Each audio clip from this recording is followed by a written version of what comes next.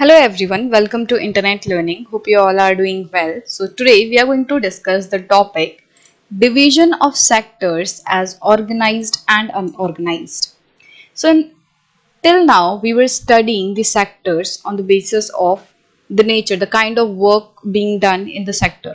हमने primary, secondary and tertiary sector देखा था कि किस तरीके का काम होता है. प्राइमरी सेक्टर में वो सारी एक्टिविटीज आती हैं जो कि नेचर पे बेस्ड हैं. सेकेंडरी एक्टिविटीज में वो सारी एक्टिविटीज आती हैं जिनमें मैन्युफैक्चरिंग हो रही है, प्रोसेसिंग हो रही है.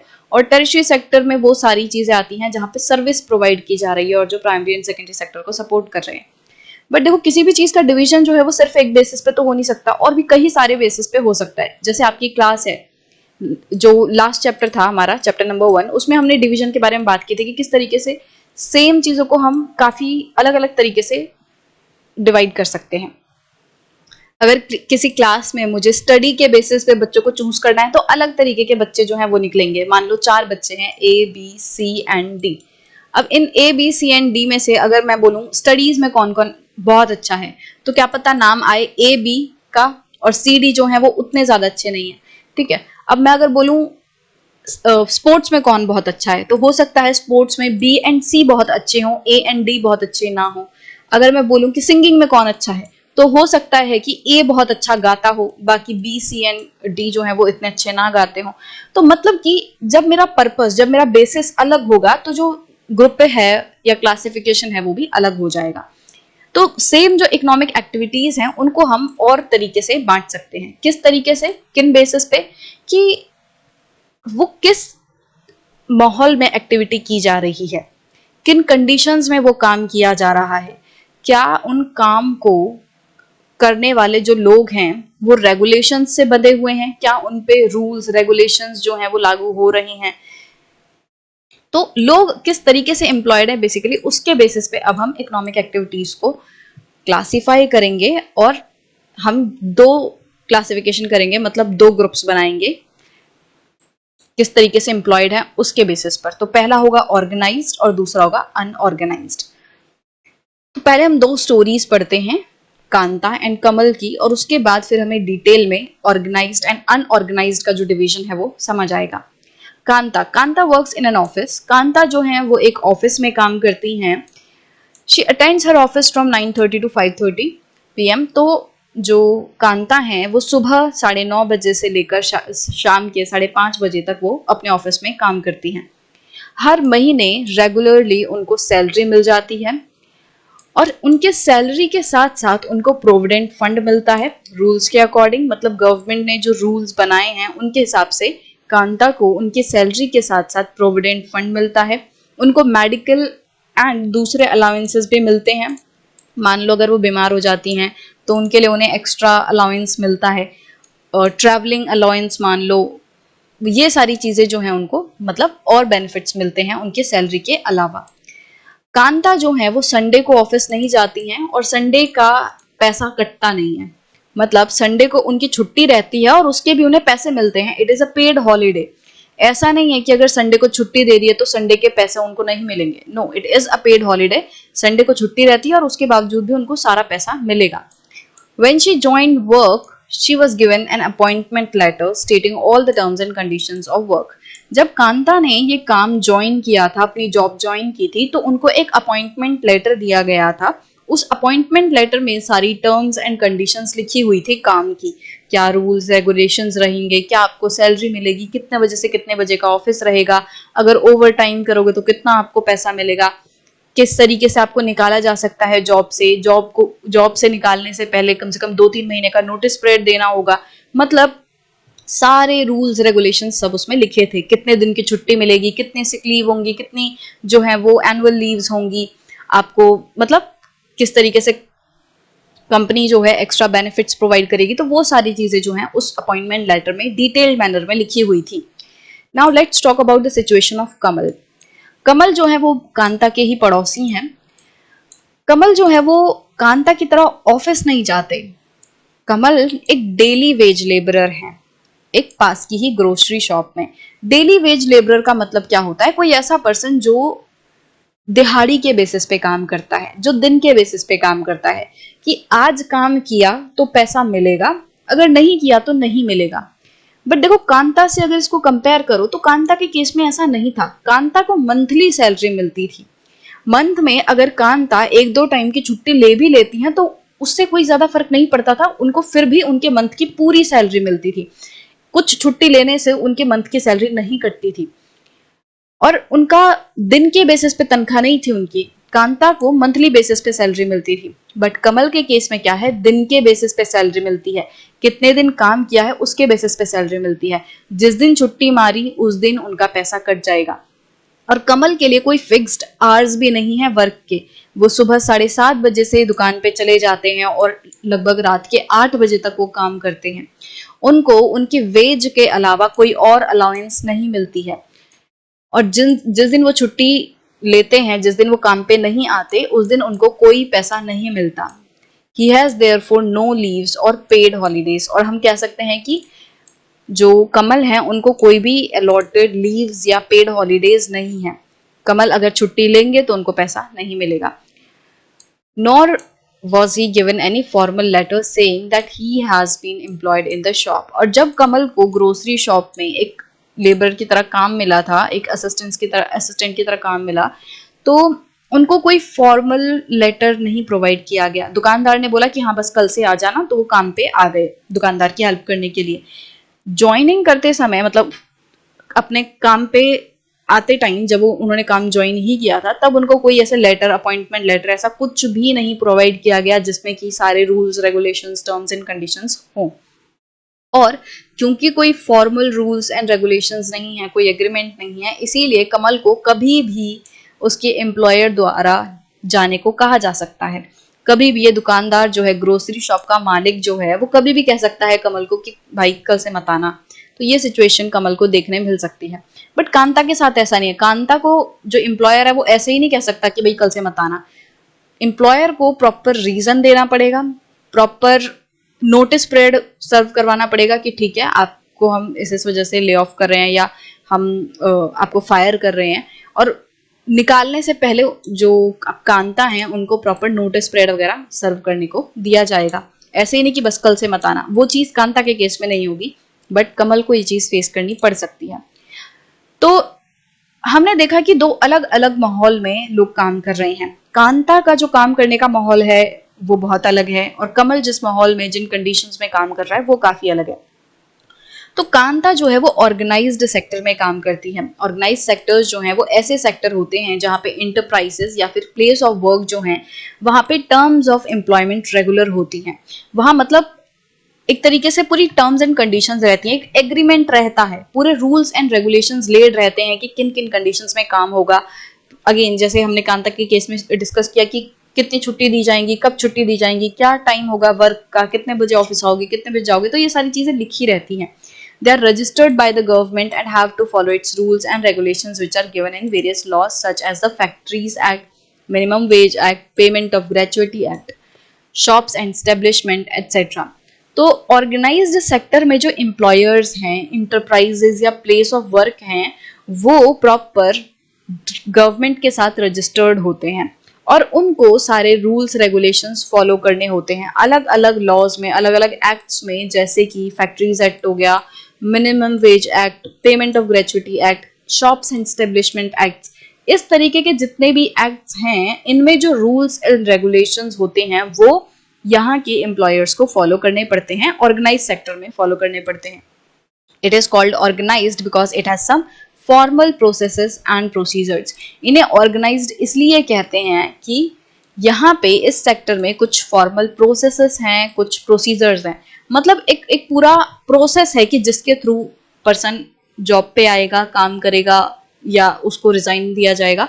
तो एक पूरा प्रोसेस है और हर एक पर्सन के लिए वो प्रोसेस सेम रहेगा। ऑर्गेनाइज सेक्टर में हर एक पर्सन के लिए एक एग्रीमेंट रहेगा, एक रूल्स रेगुलेशंस जो है वो फॉलो किए जाएंगे। Some of these people may not be employed by anyone but may work on their own, but they too have to register themselves with the government and follow the rules and regulations. अब organised sector में हो सकता है कि कुछ लोग किसी के अंदर काम ना कर रहे हों बल्कि वो खुद से काम कर रहे हों। जैसे मान लो कोई पर्सन है, वो प्रोफेशनल है, मान लो वो सीए है, तो सीए जो है वो खुद अपनी प्रैक्टिस कर रहा है, वो किसी के अंदर जॉब नहीं कर रहा, वो किसी के अंदर एम्प्लॉयड नहीं है, ओसीए ने अपनी खुद की प्रैक्टिस शुरू की है, बट फिर भी उसको गवर्नमेंट के साथ रजिस्टर करवाना होगा, उसको आईसीआई की मेंबरशिप लेनी होगी, वहां पे उसको प्रॉपर रजिस्टर करवाना होगा, तभी वो जाके अपनी प्रैक्टिस वगैरह अच्छे से शुरू कर सकता है और उसको proper rules and regulations follow करने होंगे। मतलब कि ऑर्गेनाइज सेक्टर में जितने भी इंटरप्राइजेस हैं, एम्प्लॉयर्स हैं, या खुद जो पर्सन काम कर रहा है वो गवर्नमेंट के साथ रजिस्टर्ड रहता है और रूल्स एंड रेगुलेशंस को फॉलो किया जाता है। Workers in the organise sector enjoy security of employment. जो लोग ऑर्गेनाइज सेक्टर में काम करते हैं उनको एम्प्लॉयमेंट की सिक्योरिटी मिलती है, मतलब कि उनके सर पे ये डर नहीं रहता कि कल मेरे को काम से निकाला जा सकता है। जैसे हमने कमल के केस में देखा कि कमल को कभी भी कह सकता है दुकानदार कि भाई कल से मत आना, बट ऑर्गेनाइज सेक्टर में ऐसा नहीं होता। ऑर्गेनाइज सेक्टर में एक सिक्योरिटी रहती है कि इतनी आसानी से मुझे नहीं निकाला जाएगा। They are expected to work only a fixed number of hours. Organise sector में जो वर्कर्स हैं वो कुछ फिक्स्ड आवर्स के लिए ही काम करते हैं। जैसे कांता के केस में हमने देखा कि लगभग 8 घंटे कांता काम करती हैं, 9:30 से 5:30 तक वो काम करती हैं। और अगर कोई एक्स्ट्रा वर्क करता है, अगर कोई ओवर टाइम भी करता है, तो फिर एम्प्लॉयर जो है उस ओवर टाइम के लिए उन्हें पैसे देगा। मान लो कि कांता जो है उनका नॉर्मल वर्किंग आवर्स कितने हैं, 8 hours, but for some reason if she is working for let's say 10 hours, तो जो एक्स्ट्रा 2 आवर्स हैं उनके लिए कांता को ओवर टाइम कंपनसेशन मिलेगी। इन 2 घंटों के लिए उन्हें एक्स्ट्रा पैसे दिए जाएंगे कि आपने एक्स्ट्रा काम किया है। बट कमल के केस में ऐसा नहीं है। कमल के केस में कोई फिक्स्ड आवर नहीं है, कितने घंटे उसे काम कराया जा सकता है और उसके बाद भी उसको कोई एक्स्ट्रा पैसे नहीं दिए जाएंगे, वही दिया जाएगा उसकी जो डेली की दिहाड़ी है। They also get several other benefits from the employer. और जैसा हमने कांता के केस में देखा था कि सैलरी के साथ साथ और भी दूसरे बेनिफिट्स मिलते हैं, जैसे कि मेडिकल अलाउंस मिलता है, कुछ कुछ जगहों पे खाने का मील अलाउंस भी मिलता है। तो मतलब बहुत सारे इस तरीके से एक्स्ट्रा बेनिफिट्स प्रोवाइड किए जाते हैं। कहीं पे इंश्योरेंस दिए जाते हैं, लाइफ इंश्योरेंस, या एम्प्लॉयर्स जो है वो अपने वर्कर्स के लिए, अपने एम्प्लॉयज के लिए इंश्योरेंस करवाते हैं। तो इस तरीके के बाकी बेनिफिट्स प्रोवाइड होते हैं। और यहाँ पे और भी बेनिफिट्स दिए हुए हैं, जैसे कि पेड लीव मिलती हैं, कि साल में आपको लेट से 20 लीव मिलेंगी और ये पेड होंगी। इन 20 लीव को आप ले सकते हो साल में और इनके लिए हम आपका पैसा नहीं काटेंगे। तो ऑर्गेनाइज सेक्टर में इस तरीके से पेड लीव्स होती हैं। हॉलीडेज के दिन पेमेंट होती है। मान लो किसी दिन नेशनल हॉलीडे है, कोई गणतंत्र दिवस है, इंडिपेंडेंस डे है, या गांधी जयंती है, या होली है, दिवाली है, ईद है, तो ये जो नेशनल हॉलीडेज रहते हैं, इंपॉर्टेंट हॉलीडेज रहते हैं जिनमें गवर्नमेंट छुट्टी देती है, तो एम्प्लॉयज की उस दिन छुट्टी रहेगी और इन छुट्टियों का पैसा नहीं काटा जाएगा। बट अगर आप इसको अनऑर्गेनाइज सेक्टर से कंपेयर करोगे, कमल के केस में इसको कंपेयर करोगे, तो कमल के लिए ऐसा कुछ नहीं है। कमल के लिए कोई होली दिवाली ईद नहीं है। वो जिस दिन अपने काम पे जाएगा, अपनी दुकान पे जाएगा, उस दिन का पैसा मिलेगा, चाहे कोई भी त्योहार हो, कोई भी फंक्शन हो, कोई फर्क नहीं पड़ता। तो जो ऑर्गेनाइज सेक्टर में काम करने वाले लोग हैं वो थोड़े अच्छी कंडीशन में रहते हैं। तो पेड हॉलीडेज के साथ साथ प्रोविडेंट फंड मिलता है, ग्रेचुटी मिलती है। They are supposed to get medical benefits, and under the laws, the factory manager has to ensure facilities like drinking water and a safe working environment. उनको medical benefits मिलते हैं। और जैसे factory management factories act है यहाँ पे, तो इसमें क्या होता है कि इसके अकॉर्डिंग जो फैक्ट्री मैनेजर है उसको अपने वर्कर्स की वेलबींग के लिए, उनकी देखरेख के लिए क्या करना होता है, पानी का प्रबंध रखना होता है कि फैक्ट्री में पर्सन को पानी मिल सके, सेफ वर्किंग एनवायरनमेंट हो, ऐसा ना हो कि बहुत खतरनाक कंडीशंस में काम कराया जा रहा है, एनवायरनमेंट ऐसा हो जहाँ पे काम जो है अच्छे से किया जा सके। और आपने ऑफिस वगैरह में देखा होगा कि ड्रिंकिंग वाटर के साथ साथ बेवरेजेस रहती हैं, कॉफी, चाय, इन सारी चीजों का भी प्रबंधन जो है वो कराया जाता है। हालांकि वो चीज मैंडेटरी नहीं है, बट फिर भी पानी वगैरह प्रोवाइड करना तो मैंडेटरी है। बट अपनी तरफ से जो ऑर्गेनाइज सेक्टर है उनमें जो एम्प्लॉयर्स वगैरह हैं वो ओवर एंड अबव चीज जो है वो प्रोवाइड कराते हैं कभी कभी। When they retire these workers get pensions as well. और जब ये वर्कर्स रिटायर होते हैं तो इनको पेंशन भी मिलती है। In contrast Kamal works in the unorganise sector. तो अभी तक तो आपको हमारी डिस्कशन से समझ ही आ गया होगा कि कमल जो है वो अनऑर्गेनाइज्ड सेक्टर में काम करते हैं। और अनऑर्गेनाइज सेक्टर जो है वो ऑर्गेनाइज सेक्टर के बिल्कुल अपोजिट है। Unorganized sector is characterized by small and scattered units which are largely outside the control of the government. जो अनऑर्गेनाइज सेक्टर है ये स्मॉल एंड स्कैटर्ड यूनिट्स हैं, मतलब फैली हुई हैं। ऐसा नहीं है कि कोई कंसोलिडेशन है, ऐसा नहीं है कि ये ऐसी ऑर्गेनाइजेशंस हैं जिन पे गवर्नमेंट का कंट्रोल है, नहीं। जैसे कोई दुकान है, जैसे कि हमने देखा कमल जिस ग्रोसरी शॉप में काम करता है, वहां गवर्नमेंट का कोई अता पता नहीं है, गवर्नमेंट जो है वहां पे कोई कंट्रोल नहीं कर पा रही। कोई पर्सन अपना ठेला लेके काम कर रहा है, उस पर गवर्नमेंट का कोई पकड़ नहीं है। तो ऑर्गेनाइज सेक्टर ऐसा है, ये स्मॉल एंड स्कैटर्ड यूनिट्स हैं जिन पे गवर्नमेंट कंट्रोल नहीं कर पा रही है। there are rules and regulations but these are not followed। कुछ rules and regulations तो unorganized sector के लिए भी हैं but इनको follow नहीं किया जाता। जैसे आपने देखा होगा कि रेडी लगाने के लिए उस पे चलता रहता है ना, आपने देखा होगा कि YouTube पे बड़ा फेमस हो रही है वो वड़ा पाव गर्ल की, उनको MCD वाले आके हटाते रहते हैं। तो ठेला लगाने के लिए भी कुछ रूल्स एंड रेगुलेशंस हैं कि आप कहाँ पे लगा सकते हो, कहाँ पे नहीं लगा सकते, फुटपाथ पे नहीं लगा सकते, कहाँ पे नहीं लगा सकते, है ना। आपको कुछ ना कुछ रूल्स एंड रेगुलेशंस फिर भी फॉलो करने पड़ते हैं। बट ज्यादातर क्या देखा जाता है कि अनऑर्गेनाइज सेक्टर्स के जो यूनिट्स हैं वो रेगुलेशंस को फॉलो नहीं करते। Jobs here are low paid and often not regular. यहाँ पे जो जॉब्स हैं वो ज्यादातर क्या होती हैं, लो पेड रहती हैं, कम इनकम रहती है लोगों की और रेगुलर नहीं होती। आज काम मिल गया, कल नहीं मिला, कि कोई आज अपना ठेला लेके निकला, कुछ बिक्री हो गई, कुछ नहीं हुई, किसी दिन ज्यादा बिक्री हो गई, किसी दिन कम बिक्री हुई। तो मतलब चीजें बहुत रेगुलर या कंसिस्टेंट नहीं है। There is no provision for overtime. Overtime के लिए कोई प्रोविजन नहीं है। Paid leaves, holidays, leave due to sickness etcetera, ऐसा कुछ नहीं है। जैसा हमने कमल के केस में देखा, कमल से 12-12 घंटे काम कराया जा रहा है, 13 घंटे काम कराया जा रहा है, बट उसको कोई ओवर टाइम नहीं मिल रहा है। कमल को उनके एम्प्लॉयर जो हैं कुछ भी एक्स्ट्रा लीव्स वगैरह नहीं दे रहे, पेड लीव्स नहीं मिल रही, हॉलीडेज नहीं मिल रहे।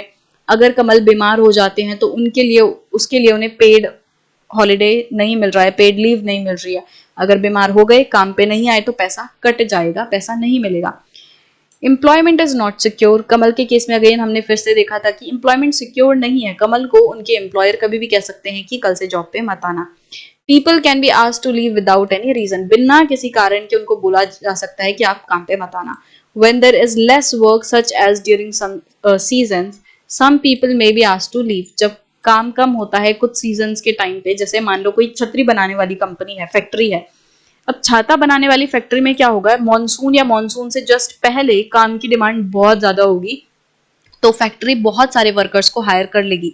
बट जब एकदम विंटर सीजन आएगा, जब इतनी ज्यादा छतरियों की जरूरत नहीं होती, इतनी डिमांड नहीं होती छतरियों की, तो उस टाइम पे फैक्ट्री में ज्यादा छतरी बनाने की जरूरत नहीं होगी। और फैक्ट्री ओनर क्या करेगा, वो वर्कर्स को कह देगा कि अभी काम का सीजन नहीं है, अभी कम काम है, तो आप जाओ। तो मतलब कि अनऑर्गेनाइज सेक्टर में क्या है, खैर मैंने फैक्ट्री का एग्जाम्पल दिया, बट फैक्ट्री फिर भी, बड़ी फैक्ट्रीज जो है वो रेगुलेटेड रहती हैं, बट जो छोटी छोटी फैक्ट्रीज भी नहीं कहनी चाहिए, छोटी छोटी वर्कशॉप है ना, छोटी छोटी दुकानें हैं। अच्छा मान लो चलो मिठाई की दुकान है, कोई छोटी सी मिठाई की दुकान है, फैक्ट्री के नाम से आप कंफ्यूज मत हो ना। मिठाई की दुकान का एग्जांपल ले लेते हैं। मिठाई की दुकान जो है, किसी ने अपना एक छोटी सी दुकान जो है टेंट सा लगा के एक छोटी सी दुकान लगा रखी है किसी ने मिठाई की। कोई रूल रेगुलेशन का पालन नहीं हो रहा, कोई कंट्रोल नहीं है गवर्नमेंट का, राइट। तो यहाँ पे क्या हो रहा है कि जब फेस्टिव सीजन आ रहा है तो ये जो दुकान का मालिक है जिसने अपनी छोटी सी मिठाई की दुकान लगाई है, वो क्या करता है, वो 2-4 लोगों को एम्प्लॉय कर लेता है, वो 2-4 लोगों को काम पे बुला लेता है कि देखो मेरी मिठाई बनाने में हेल्प करो, फेस्टिव सीजन है, ज्यादा काम की जरूरत है, ज्यादा लोगों की जरूरत है, इसीलिए तो वो 2-4 लोगों को, 2-4 लेबर्स को हायर कर लेता है मिठाई बनवाने के लिए। और जैसे ही फेस्टिव सीजन खत्म हो जाता है तो वो कहता है कि भाई अब काम की ज्यादा जरूरत नहीं है, काम कम हो गया है, आप अभी जा सकते हो। तो इस तरीके से जो है कभी भी लोगों को निकलने को कहा जा सकता है। जिन सीजन में ज्यादा काम है उस टाइम ज्यादा वर्कर्स को रख लिया जाता है, कम काम है तो निकाल दिया जाता है। A lot also depends on the whims of the employer। और काफी सारी चीजें जो है वो एम्प्लॉयर की इच्छा पे, whims मतलब एक तरीके से एम्प्लॉयर के जो डिजायर्स हैं, जो इच्छा है, उन पे डिपेंड करता है। एम्प्लॉयर का मन किया तो आपको रख लिया, मन किया तो पैसा ज्यादा दे दिया, नहीं मन किया तो कम भी दे दिया, काट भी लिया, गुस्सा भी दिखा दिया, डांट भी दिया। तो ये सारी चीजें जो हैं वो होती हैं। और मार भी दिया काफी बार, जो है एम्प्लॉयर जो है अपने लेबर्स को, जो उनके यहाँ पे काम करते हैं अनऑर्गेनाइज सेक्टर में, उनको मारते भी हैं, पीटते भी हैं, एक्सप्लॉइटेशन भी होता है, और वो बेचारे कहीं जाके कहते नहीं है।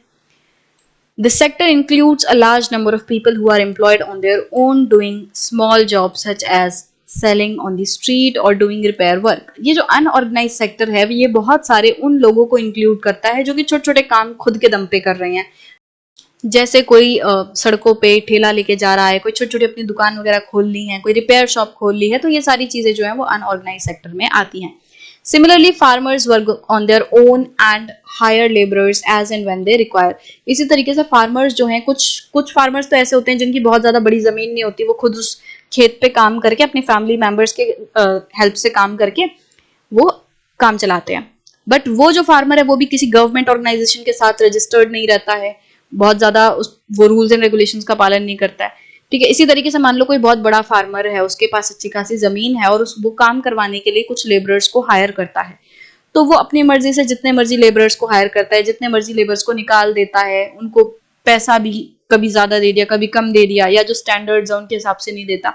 तो ये सारी चीजें जो है वो फार्मिंग के सेक्टर में भी हमें देखने मिलती हैं। तो फार्मिंग भी काफी हद तक जो है वो अनऑर्गेनाइज सेक्टर के अंदर आती है।